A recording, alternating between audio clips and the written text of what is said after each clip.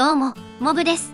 今回は、リクエスト企画のおすすめのアーティファクトとコアについてだよ。それじゃ、早速見ていこ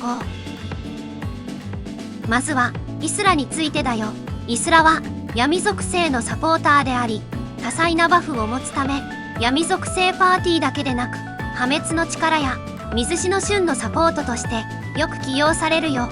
また、ダメージ増加というオプションに特徴があるため、コアでダメージ増加を大きく持ってあげよう。次は、ハーパーだよ。ハーパーは、闇属性のブレイカーであり、ブレイク能力や移動に長けたハンターだよ。また、シミュレーションゲートや、土器の戦場チャレンジ、光の攻防バランなど、幅広いコンテンツで活躍する、優秀なハンターになるね。次は、シャーロットだよ。シャーロットは、闇属性のアタッカーであり、必殺技を中心に、爆発的な火力を出すことができるよ。現在の主な使用先は、破滅の力や、光の攻防バランぐらいかな。次は、藤崎だよ。藤崎は、闇属性のアタッカーであり、特定のコンテンツでは、サポーターとしての起用もできるよ。最近の主な使用先は、ギルドボスや破滅の力、土器の戦場チャレンジかな。次は、クロスだよ。クロスは、闇属性のブレイカーだけど、ハーパーがいるため、主な使用先はないかな。過去に、土器の戦場での起用が数回あった程度で、大きな情報修正がない限り、今後の活躍も見られそうにないね。次は、闇白川になるよ。闇白川は、闇属性のアタッカーであり、クロスと同様に、主な使用先はほぼないかな。しかし、かなり特徴的な能力を持つハンターのため、先日の時の戦場のように、いきなり性能が刺さる可能性を秘めているよ。次は、ミズアだよ。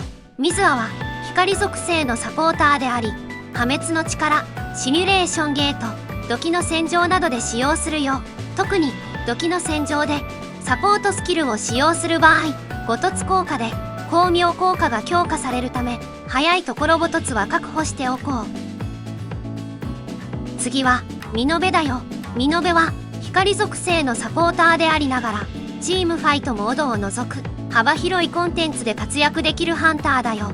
また、クリティカルダメージに特徴があるハンターのため、クリティカルダメージを、コアなどで大きく持ってあげよう。次は、トーマスだよ。トーマスは、光属性のアタッカーであり、高火力を出せるハンターのため、破滅の力や、ギルドレイドなどで、今後も大きく活躍しそうだね。また、防御力3勝のハンターであることに加え、分厚いシールドもあるため、新規勢やオート勢にとっても、扱いやすいのが良いところだね。次は、後藤会長だよ。後藤会長は、光属性のブレイカーで、ギルドボスレイドや、破滅の力で多く使用するよ。また、すべてのスキルにブレイク効果があるため、新規勢は、幅広いコンテンツで、ブレイカーとして起用することもできるね。次は、光白川だよ。光白川は、光属性のブレイカーであり、情報修正後に、防御力減少のデバフ役として、一時期、ギルドボスレイドでの活躍が見られたよ。しかし、現在のボス、女王アリは、防御力が低い敵であるため、使うことがなく、使用先のコンテンツがほぼない感じかな。次は、高坂雫だよ。高坂雫は、光属性のアタッカーであり、ギルドボスレイドでは、スコアを出しながらも、クリティカル関連能力のデバフ役としても起用するハンターだよ。しかし、魔力消費が激しく、火ダメをもらいやすいため、少し対策が必要なハンターでもあるね。次は、アリシアだよ。アリシアは、水属性のアタッカーであり、現在は、土器の戦場チャレンジで大きく活躍しているハンターだよ。また、水属性のハンターは、リリース直後から全く追加されていないため、1周年あたりで大きく強化される可能性はあるよね。次は、メイリンだよ。メイリンは、水属性のサポーターであり、水属性のハンターの中でも、全く勢いが衰えることなく、使用され続けているよ。特に、水死の瞬のサポートや、破滅の力などで多く使用されるね。次は颯響だよ。颯は水属性のブレイカーであり、現在は主な使用先はほぼないかな。性能的には悪くはないものの、次世代のキャラクター次第では活躍する場面は来なさそうかな。次は竜だよ。竜は風属性のブレイカーであり、ブレイク能力に長けているため、光の攻防ボルカンとバランを容易にクリアすることが可能になるよ。また破滅の力や土器の戦場でも今後も大きく活躍することが予想できるよ。次は治癒総留だよ。総留は風属性のサポーターであり、主にギルドレイドのレギュラーとして活躍しているよ。また特徴として通常スキル2のクールタイムが長すぎるため、集中火力アーティファクトを装着し、クールタイムを短くして戦う場合もあるよ。その場合、魔力消費量が大きくなるため、魔力消費量減少を盛る必要が出てくるね。次は犬飼だよ。犬飼は風属性のブレイカーだけど、竜ハンターの登場により完全に活躍の場を失ってしまったね。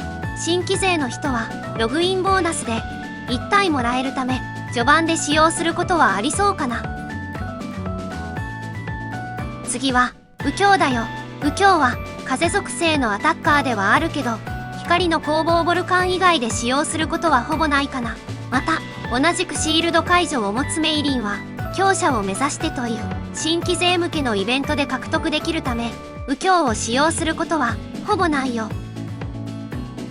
次は雨宮ミレイだよ。ミレイは風属性のアタッカーであり、光の攻防ボルカンとバラン、土器の戦場などで活躍するよ。特に新規勢の人は2つの光の攻防ステージを容易にクリアする鍵となるので、優先的に育てよう。また追加魔力に特徴があるハンターで、魔力を一定数値キープすることも求められるため、追加魔力や魔力消費量減少を持ってあげよう。次はエマだよ。エマは火属性のブレイカーで、エシルやカナの登場により使用先のコンテンツが減少してしまったよ。現在では雑魚処理に優れたスキルを活かせる土器の戦場チャレンジで使用するよ。次はカナだよ。カナは火属性のアタッカーであり、現環境トップクラスの火力を出せるハンターだよ。最近ではマインドの名もなき悪魔コアの説明文のみが変更され、おすすめのコアが変更になったので注意が必要だね。次はエシルだよ。エシルは火属性のブレイカーで、ブレイク能力に特化したハンターだよ。また2凸効果や4凸効果で水シノを含むパーティーメンバーへのバフがあるのも利点だけど、専用武器効果のみ水シノに適用されないので注意が必要だね。次はアキナだよ。アキナは防御力貫通を盛る火属性のアタッカーになるよ。現在では環境トップの火力を誇るカナハンターに活躍の場を少し取られてしまったけど、それでも汎用性の部分では群を抜いて評価が高いハンターだよ。またアキナを要する火属性パーティーは待機番制型であるため、パーティーの凸や成長要素が充実してから使用するようにしよう。次はモガミだよ。モガミは火属性のアタッカーであり、防御力減少の効果を持つハンターの中で一番優秀なハンターだよ。しかし特性としてクリティカルが適用されないため、専用のアーティファクトを制作する際には注意が必要だね。次はリナだよ。リナは火属性のサポーターで、火属性パーティーにとって相性の良いバフ効果や性能を保持しているよ。現在の火属性環境には欠かせないハンターのため、エシルと同様に幅広いコンテンツで活躍しているよ。最後は水シノだよ。水シノはこれまでのハンターとは違い、コアのマインド部分が追加攻撃力ではなく攻撃力パーセントの方が基本的に優勢なので、育成する際に注意が必要だよ。また基礎攻撃力はステータス振り分けや個人の状況などによって変化するため計算が必要になるよ。しかし近いうちに攻撃力パーセントが完全に優勢となるため、攻撃力パーセントのコアを優先して育成しよう。今回の動画は以上になるよ。これからもこのチャンネルでは俺あらの動画をたくさん投稿するつもりだよ。よかったらチャンネル登録、高評価、コメントお願いします。